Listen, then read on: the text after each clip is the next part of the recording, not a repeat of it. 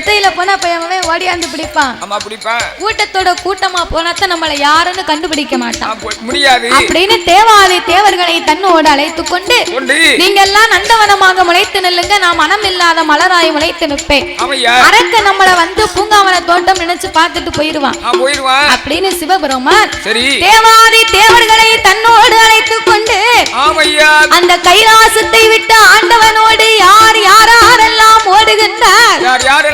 ஆண்டவன் வந்து அரக்கனுக்கு பயந்து ஓடல, அரக்கனுக்கு கொடுத்த அக்கினிவனத்துக்கு பயந்து ஓடுதார்.